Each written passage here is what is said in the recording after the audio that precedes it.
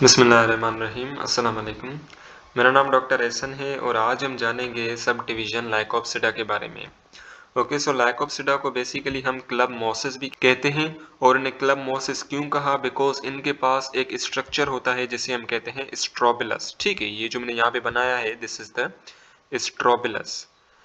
अब basically strobilus क्या है? स्ट्रोबिलस बेसिकली एक स्ट्रक्चर है जिसके अंदर क्या होते हैं, काफी सारे स्पोरेंजियाज होते हैं। ठीक है, सो ये जो मैं गोला कर रहा हूँ दीज आर द स्पोरेंजिया। ठीक है, ये क्या है? These are the sporangia. और स्पोरेंजिया क्या होता है? स्पोरेंजिया भी एक बॉडी होती है, एक स्ट्रक्चर होता है जिसके अंदर काफी सारे स्पोर्स बनते हैं। ठीक है, तो ये जो स्ट्रोबिलस है ना, ये बिल्कुल क्लब की तरह नजर आता है, इस वजह से हम सब डिवीजन लाइकोप्सिडा को हम क्लब मोसिस भी कहते हैं।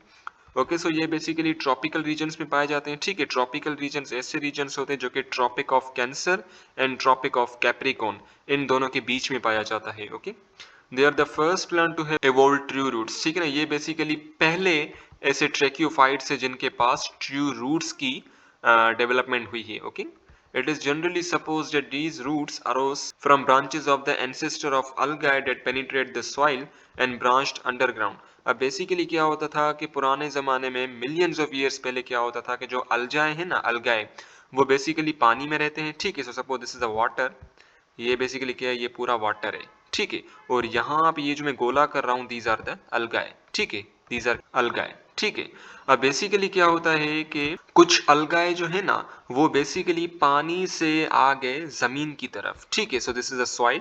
सो ये बेसिकली अलगाए जो है ना, ये पानी से आ गए जमीन की तरफ। और ये जो अलगाए है ना, अब बेसिकली इन्होंने क्या किया कि इनसे कुछ ब्रांचेस निकलने लगी। ठीक है, these are the algae and these are the branches. Okay, so ये अलगाए है और इस अलगाए से काफी सारी ब्रांचेस निकल रही हैं। अब इन ब्रांचेस निकलने का मकसद ये है ताकि अलगाए जो है ना, वो सॉइल से न्यूट्रिएंट को हासिल कर सके। ठीक है, सिमिलरली क्या था कि जब aquatic प्लांट्स जो थे, जब वो टेरेस्ट्रियल की तरफ बढ़े, यानी कि जब वो जमीन की तरफ बढ़े, तब उन्होंने भी बेसिकली क्या किया कि उनसे भी बेसिकली कुछ ब्रांचेस निकली।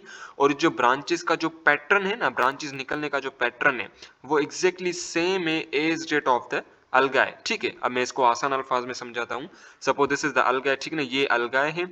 स्टार्टिंग में क्या हुआ था कि कुछ अलगाए जो है ना, वो आ गए सॉइल की तरफ और उन्होंने कुछ ब्रांचेस जो है ना, वो अराइज की। ठीक है ना, अलगाए से बेसिकली कुछ ब्रांचेस अराइज हुई। सिमिलरली जब aquatic प्लांट्स जो है ना, aquatic प्लांट्स जब वो भी जमीन की तरफ आए थे, तब उनसे भी काफी सारी ब्रांचेस निकली ताकि वो भी सॉइल क्या कर सके, न्यूट्रिएंट को हासिल कर सकें। Okay, so the sporophyte consists of the dichotomously branched shoot that bear simple spike-like leaves। ठीक है, अब बेसिकली क्या है कि जो स्पोरोफाइट एक बॉडी होती है ना, अब बेसिकली क्लास लाइकोप्सिडा के अंदर भी दो बॉडीज होती है। Number one is the gametophytic body and number second is the sporophytic body.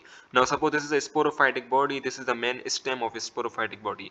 अब ये जो मेन स्टेम है ना, ये भी यूं दो में डिवाइड हो जाएगी। Okay, so this is also the dichotomously arrangement. Di means two, so जो स्टेम है ना, ये बेसिकली इसे दो में डिवाइड हो गई। ठीक है, सो जो स्पोरोफाइटिक बॉडी होती है उसमें भी क्या होते हैं, डायकोटोमाउसली पैटर्न होता है। ठीक है, और जो स्टेम है ना, स्टेम पे काफी सारे स्पाइक लाइक लीव्स होते हैं, यानी कि वो जो लीव्स है ना, वो स्पाइक में क्या हो गए हैं, मॉडिफाई हो गए। ठीक है, so these are the spike like leaves. Okay, sporangia are located in the leaf axil. Sporangia क्या है? ये बेसिकली एक बॉडी है, ये बेसिकली एक स्ट्रक्चर है जिसके अंदर स्पोर्स बनते हैं। ठीक है, are located in the leaf axil either along normal portion of stem or condensed into cones which is the strobilus। अब बेसिकली लीव एक्सिल क्या है? Suppose this is the stem. ठीक है ना, ये स्टेम है और ये बेसिकली क्या है, लीव है। ठीक है ना, ये स्पाइक लाइक लीव है, ये मैं बढ़ा करके बना रहा हूँ। अब वो वाला पॉइंट जिससे लीव जो है ना, वो अटैच होता है स्टेम की तरफ, सो उससे बेसिकली हम कहते हैं लीफ एक्सिल, यानी कि इस वाले पॉइंट को, इस वाले स्ट्रक्चर को हम कहेंगे लीफ एक्सिल। ठीक है, वंस अगेन लीफ एक्सिल एक ऐसा स्ट्रक्चर होता है जिसके थ्रू लीफ जो है ना, वो स्टेम से कनेक्ट हुआ हुआ होता है। ठीक है, अब जो स्पोरेंजिया है ना, स्पोरेंजिया या तो यूं लीफ एक्सिल की तरफ मौजूद होंगे। ठीक है ना, या तो बेसिकली लीफ एक्सिल के साइड पे मौजूद होंगे। ठीक है, या तो क्या होगा कि काफी सारे स्पोरेंजिया जो है ना, काफी सारे स्पोरेंजिया ये से मिल मिल के ये बेसिकली स्ट्रोबलस बना देंगे। ठीक है, और स्ट्रोबलस क्या है? This is a structure in which there are many sporangia। ठीक है, और स्पोरेंजिया के अंदर क्या होते हैं, स्पोर्स की फॉर्मेशन होती है। Okay, these sporangia containing leaves are called the sporophyll। अब बेसिकली इस पूरे स्ट्रक्चर को हम कहेंगे स्पोरोफिल, ठीक है ना। स्पोरोफिल क्या है, यानी कि ये पूरा स्ट्रक्चर जिसमें ये लीव भी आ जाए और ये स्पोरेंजिया भी आ जाए। Okay, the lycopodium are homosporous. अच्छा, अब ये लाइकोपोडियम क्या है, बेसिकली सब डिवीजन लाइकोप्सिडा के अंदर जितने भी मेंबर्स आ जाते हैं ना, उन्हें हम कहते हैं लाइकोपोडियम।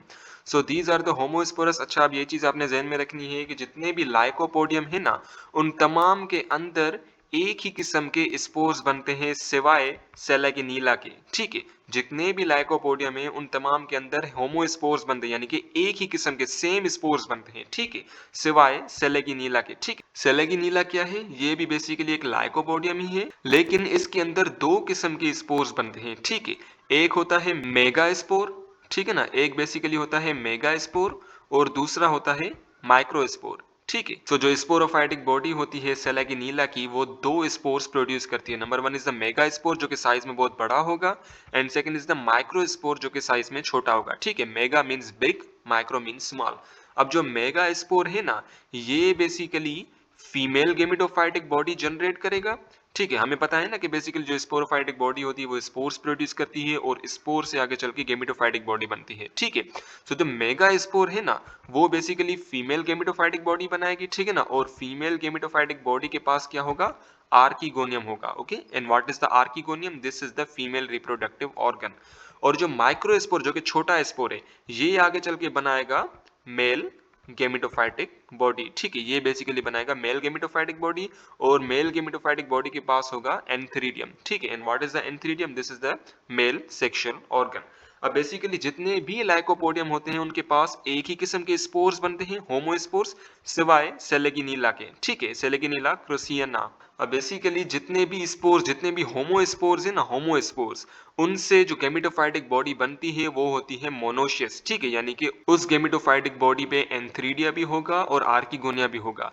लेकिन जो सेलेगिनीला है, ये बेसिकली क्या प्रोड्यूस करती है, हेट्रोस्पोर्स प्रोड्यूस करती है, यानी कि एक होगा मेगास्पोर और दूसरा होगा माइक्रोस्पोर। ठीक है, सो इसके अंदर होती है हेट्रोस्पोर। ठीक है, हेट्रो यानी कि डिफरेंट, सो यानी कि डिफरेंट स्पोर्स बन रहे हैं। Number one is the megaspore and number second is the microspore. Megaspore से बनेगी फीमेल गेमिटोफाइटिक बॉडी जिसके पास होगा आर्किगोनिया, और जो माइक्रोस्पोर है इससे बेसिकली बनेगा मेल गेमिटोफाइटिक बॉडी जिसमें एंथ्रीडियम जो है वो मौजूद होगा। ओके, यानी कि सेलेगिनीला से जो गेमिटोफाइटिक बॉडी बन रही है दैट इज द डायोशियस। ठीक है, डायोशियस यानी कि एक गेमिटोफाइटिक बॉडी पे एक ही सेक्सुअल ऑर्गन होगा। ठीक है, अगर फीमेल गेमिटोफाइटिक बॉडी है तो उस पे आर्किगोनिया होगा, और जो मेल गेमिटोफाइटिक बॉडी है उस पे एंथ्रीडियम होगा।